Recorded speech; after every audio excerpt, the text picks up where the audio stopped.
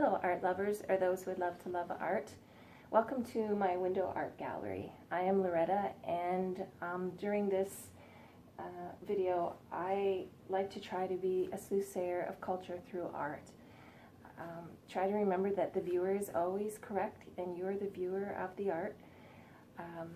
So I hope at the beginning of the video you saw a close-up of the composition and that maybe you wrote down what it said to you, what the composition what stories it might bring up, what memories it might bring up, something it might say about culture, something, some kind of emotion it brings up for you.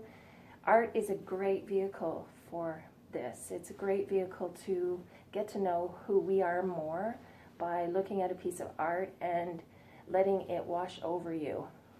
Looking at what we think in the world, what our ideas are in the world, and learning to find our voice. Trying to step away from what people tell us it should be, or what they think is fine, and it tells us about them, and what we think is fine, and it tells us about us.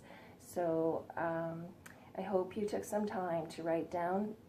And if you didn't, maybe just pause the video, take a look at the composition, and just give yourself some time to write out what you think before you hear what I think. And even if you want, you can even share it underneath the video what came for you. And it's not to make other people wrong. It's to know who we are. Who are we? So this composition is called Dawn, and it is on drywall. It's 32 inches by 48 inches long. It is wallpaper with watercolor, and also I sketched a friend who did this yoga pose when she was about 7 or 8 months pregnant, and it really spoke to me about this pose, showing the strength in her arm, the trust and confidence in this pose, and that she is opened up to the universe and just feeling free and open. So I sketched it, then I put it into the computer, and I printed different ones and then painted them with watercolor. So this is called Dawn. It is her name, and it also represents this composition. So now as I look at the composition, for me, this over time, the last while, has more meanings for me. At first it was about the different stages in my life, and each stage I would go through all the hills and valleys, and then I would come out and I would be transformed. It would be a rough and rocky path, and then all of a sudden I would feel like I knew who I was again, and then back into the journey of learning something new. Something new would come into my life, and which is kind of apropos right now with this coronavirus, and it's really doing a lot in our culture right across the world, and it's teaching us something, and we're going to go through these valleys and deserts because a lot of people are having to isolate and learn how to spend time with just their little circles and try to find creative ways of reaching out. So here we are in these bumps and hills and valleys, and something is going to be transformed, we're going to learn something. Also this painting, or composition actually, it's multimedia. What it means for me was, for a transition, a big transition for me was about patriarchy. If you've seen some of my other videos, you'll know that patriarchy is a big one for our culture, and trying to understand all the layers of patriarchy. I would think that when I first realized when it first dawned on me that it was patriarchy that was causing all of these problems in our culture, so much damage, so much divide, so much pain and suffering, I was shocked because I grew up in this and I was actually doing the things that were doing these same things, causing these same kinds of problems by just keep doing what I was learned to do, which was this buying into what patriarchy taught me, that there's a hierarchy and that some people are more important than other people, and at the bottom were women and black women and indigenous women, all, you know, on the bottom, and trying to unravel all these layers. So I would get one layer and then I would learn another layer. Oh my goodness, even our to women we're taught to be competitive with each other, and so inside our brains we are saying all these competitive things. We're also taught that it's always the woman's fault. You know, if a marriage dissolves, it was the woman's fault. If a man fools around on her, it's the woman's fault. If a woman gets raped, it's her fault. Everything was her fault. And so when we looked at the other women in our culture, we would always blame them. We were taught to. But outside, we're supposed to be sweet and nice and say nice things. But there would be an energy, we would pick up on these energies that weren't lining up, and we would feel like we needed to keep our distance. And so all of these things that I was learning, and then I would understand them, and then I would give it a try. I would learn to say, wait a minute, let's take a look at this. So that was another layer. And I would look at it, I would research it, I would find out what's causing it, and then I would start to make a change in myself, and I would start to say, wait a minute, no, I'm not going to play that game. I'm going to look for the good in the women. I'm going to tell my truth. I'm not going to be lying and making up stories that aren't true. If she asks me if I can go out and I can't, I'm not going to make up some lie. I'm just going to say I can't, but let's try it another week. These are all these kinds of things that were built into our culture, and we would pick up on them, and so we would feel like we couldn't trust somebody. Of course we couldn't, because internally we were told that we need to separate from the woman, which helped patriarchy. Of course, that's another layer, because if us women are divided, then patriarchy can keep the status quo, because we won't rise up together and say, wait a minute, no, we want our rights, we want to be treated equally, we don't want to be blamed, take responsibility for the things you do, I'll take responsibility for the things I do. And that was another layer. The layer of being paid equally was in there.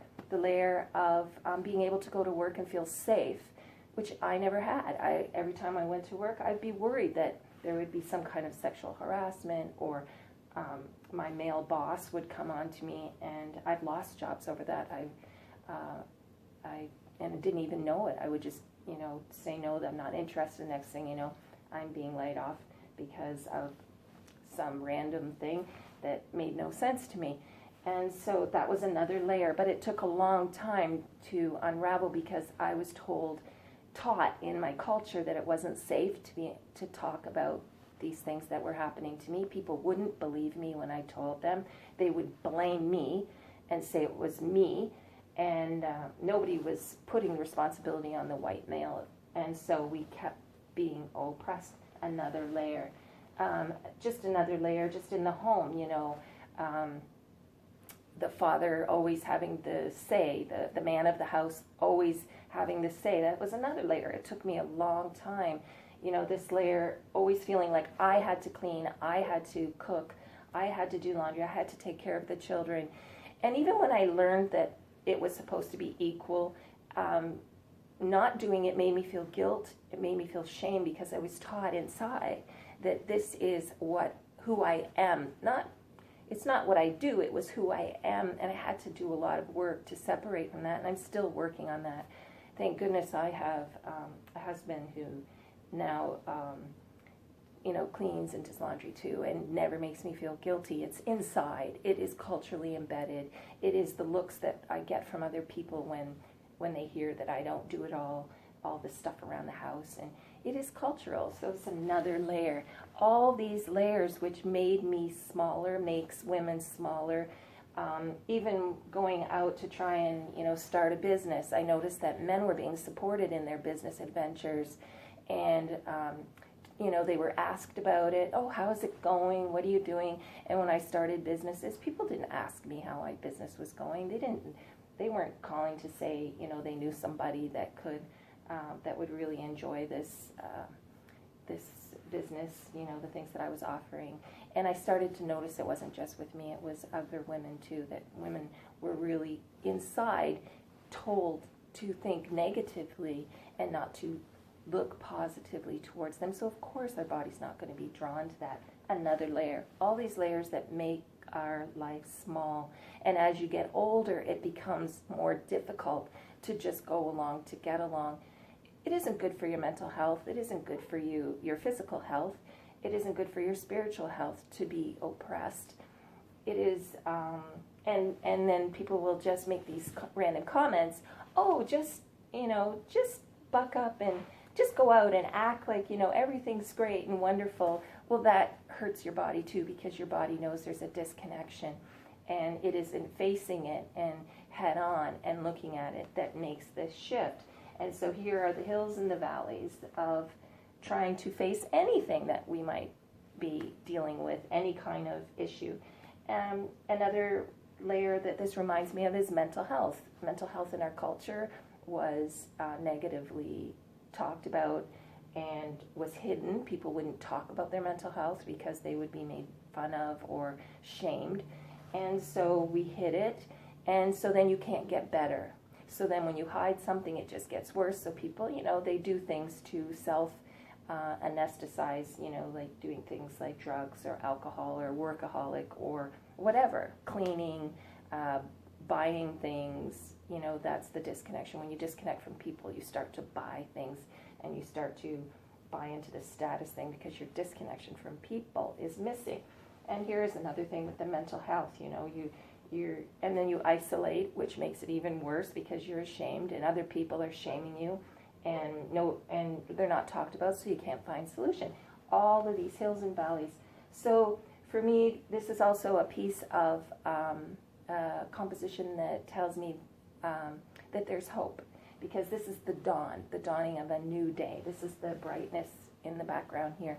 This is the light shining through, that everything I've learned that I've gone through has been there to learn.